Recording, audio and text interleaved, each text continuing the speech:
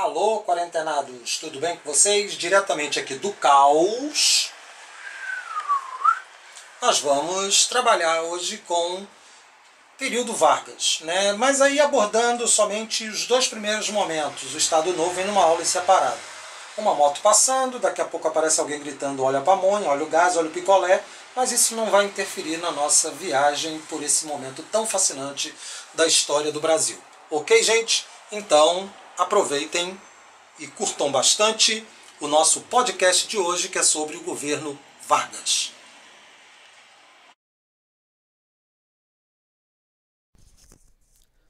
E aí, povo? Então, vamos lá, vamos conhecer o período Vargas, né? Como eu já coloquei lá na apresentação, são 3 momentos.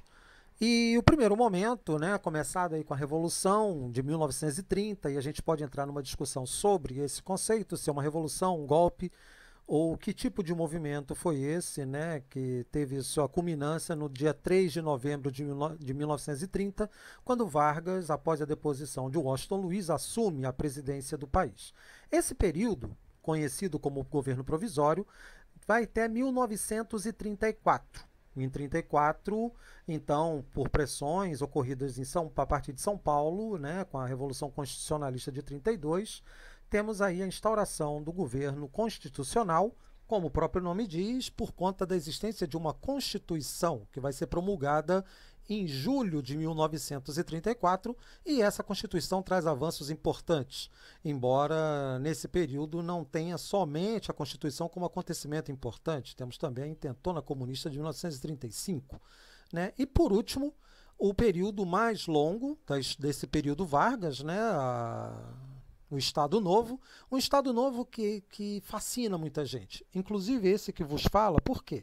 Porque, afinal de contas, foi um momento em que houve um acirramento da ideologia autoritária no país, disputas ideológicas, o Brasil, na linha de frente da Segunda Guerra, tentou manter uma neutralidade, houve um processo de industrialização, Vargas ficou entre a cruz e a espada, se apoiava os Estados Unidos ou mantinha-se neutro, né, porque ele não era louco de apoiar a Alemanha, embora namorasse secretamente com o nazifascismo, mas de qualquer maneira esse período teve fim com o próprio fim da Segunda Guerra Mundial, dadas as contradições enfrentadas pelo nosso presidente. Então aproveitem, curtam bastante essa viagem pela história do Brasil durante o período Vargas. E aí, vamos lá, começando a nossa viagem pela era Vargas, o governo provisório que tem o seu início em 1930. Mas acontece que, vamos esclarecer uma coisa, nenhum processo político ele se inicia praticamente no ano em que ele começa. Como assim? Assim mesmo. Todos os processos eles têm uma árvore genealógica, tem uma genealogia, né, parafraseando Nietzsche, mas não é uma genealogia da moral, evidentemente, mas de qualquer maneira nós podemos traçar uma linha até os movimentos encabeçados pelos militares, começando pelo movimento tenentista em 1922, que foi a primeira grande manifestação mais séria contra os governos oligárquicos. Então, isso já é o indicativo de que as coisas não corriam bem para as oligarquias paulistas e mineiras, que dominavam o cenário político brasileiro, né, desde a implementação da política do café com leite, desde o projeto lá do Campos Salles, Rodrigues Alves, que encabeçaram uma aliança entre as oligarquias para sua permanência, sua manutenção no poder. Então vamos lá. Os antecedentes revolucionários e o governo provisório. Então esse é o ponto de partida para a nossa viagem desse que foi, sem dúvida, o segundo governante mais longevo da história do Brasil. Só perde para Dom Pedro II. Então, começando, né, com o processo iniciado com as eleições de 1930, né, a definição dos candidatos em 1930, e pela política do café com leite haveria uma alternância entre mineiros e paulistas. A vez seria de Minas para a nomeação do presidente da República. Mas como assim nomeação? O sistema eleitoral brasileiro ele garantia a continuidade das oligarquias. Vocês têm que lembrar que o voto era aberto, o voto de cabresto, o coronelismo, todas essas instituições funcionavam para a manutenção do poder oligárquico. Minas Gerais tinha um candidato, o Antônio Carlos Ribeiro de Andrada, né? E esse candidato, então, ele praticamente seria eleito, dada a máquina eleitoral nas mãos dessas oligarquias. Acontece que o Washington Luiz, que era o presidente da República naquele momento, ele queria ver a continuidade, digamos assim, do seu governo, né, na figura de Júlio Prestes.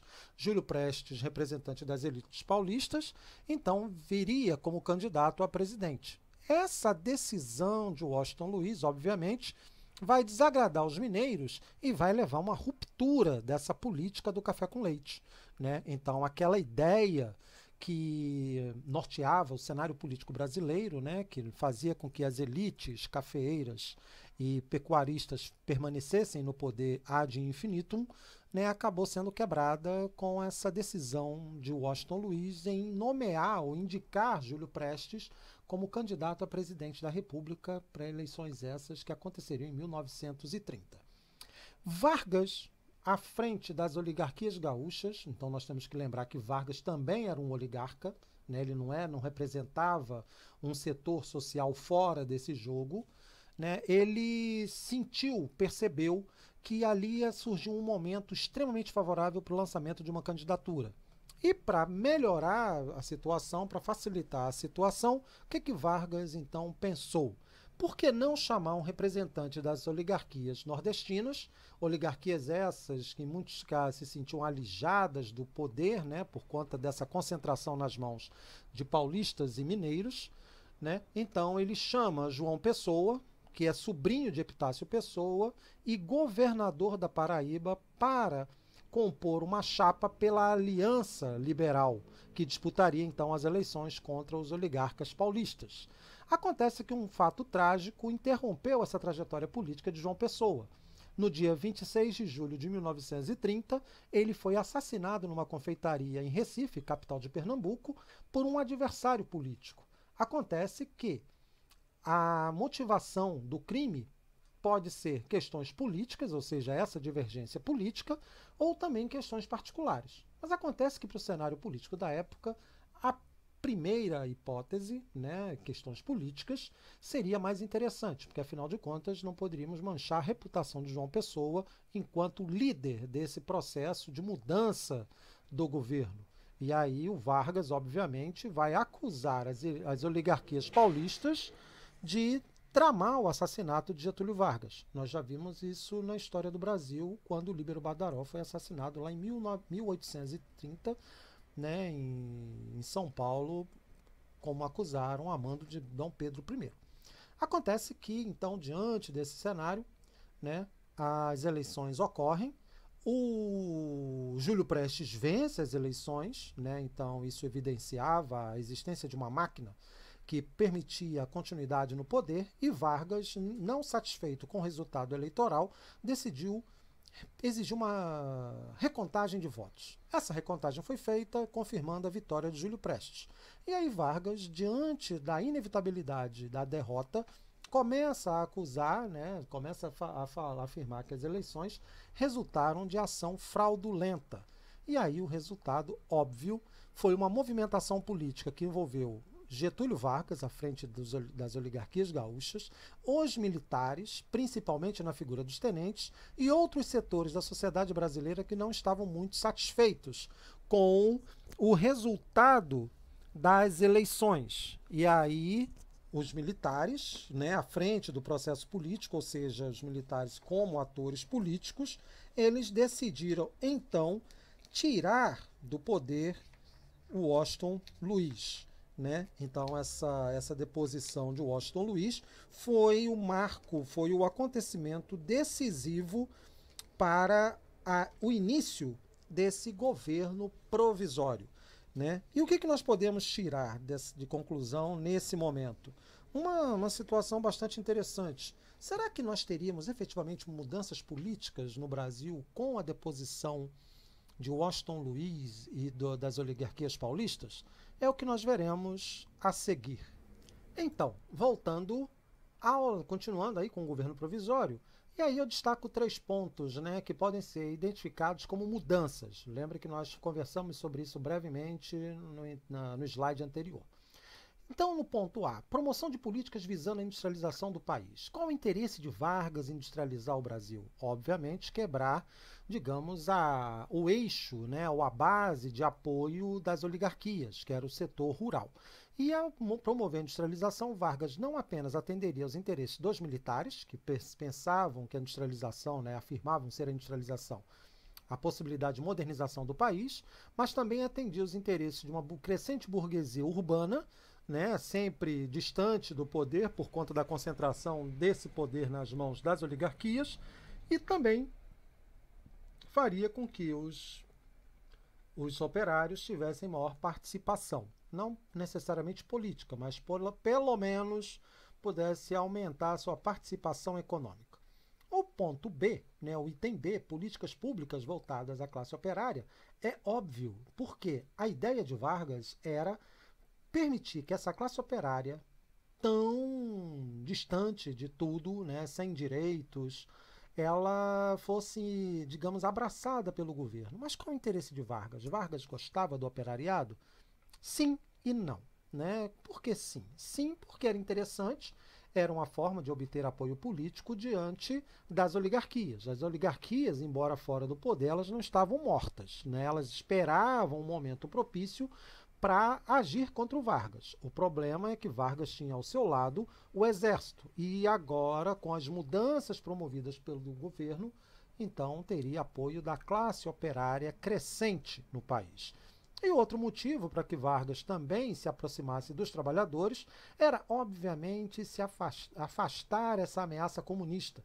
Temos que lembrar que o Partido Comunista Brasileiro, fundado lá em 1922, tinha crescido bastante nos meios urbanos, substituindo os anarquistas, obviamente, mas de qualquer maneira seria interessante, então, evitar que os comunistas tivessem uma forte participação política e ideológica junto à classe operária. Daí o interesse de Vargas em promover essas mudanças, principalmente no que tange à legislação trabalhista e na formação de sindicatos.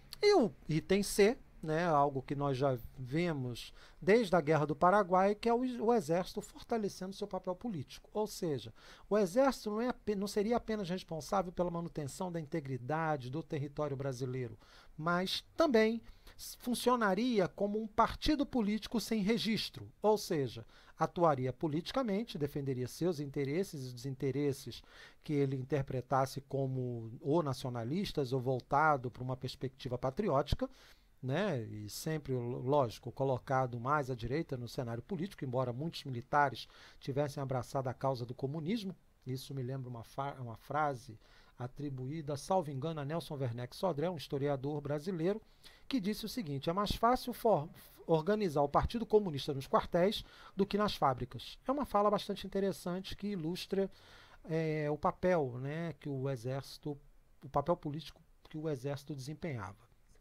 Mas, continuando, né, então, terminando aí com esse terceiro tópico, vamos para outra característica muito interessante desse governo provisório, que é a centralização política. Se nós tínhamos, durante a República Oligárquica, né, um processo de descentralização política, garantido inclusive pela Constituição Federal, né, se vocês voltarem lá na Constituição Federal, no que tange a organização do sistema político brasileiro, né, e institucional brasileiro, nós veremos que Vargas vai promover uma grande mudança. E lembrem-se, Vargas, ao assumir o poder em 1930, considerou nula essa Constituição.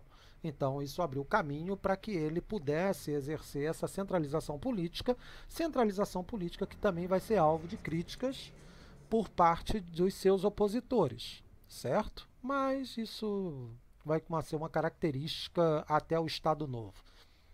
Nesse cenário, e mostrando que Vargas não era um inimigo das oligarquias, ele decidiu adotar uma política para evitar uma excessiva desvalorização do café no mercado externo.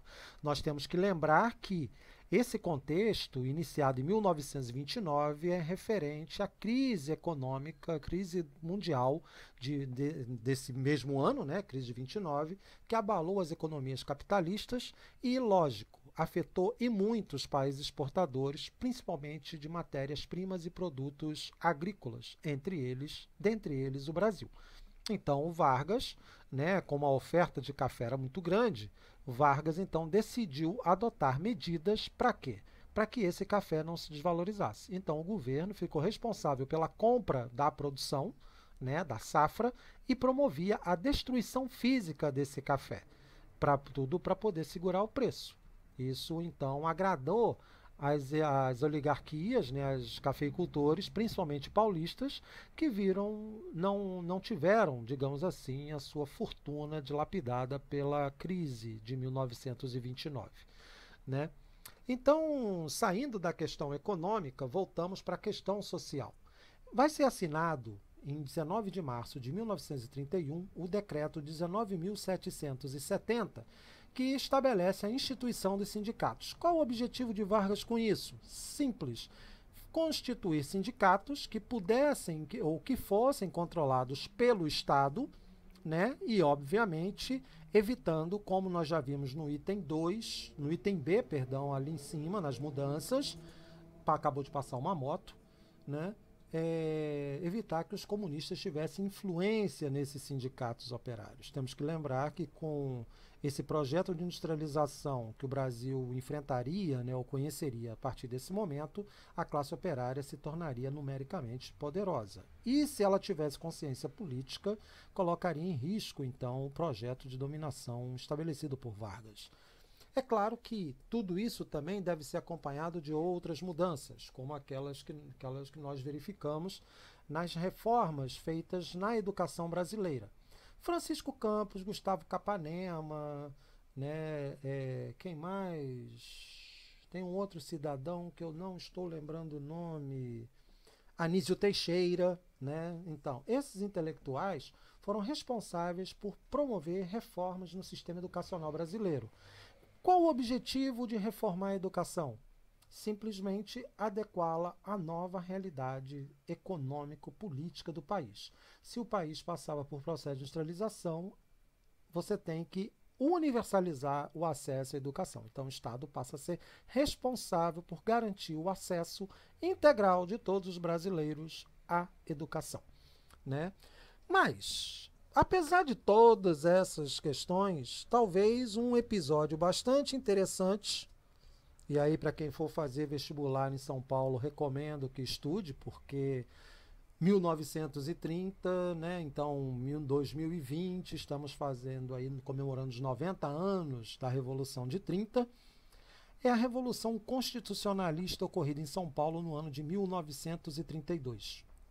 Os paulistas, eles não engoliram muito bem essa coisa de terem sido tirados do poder pela movimentação política, pelo movimento político encabeçado por Vargas.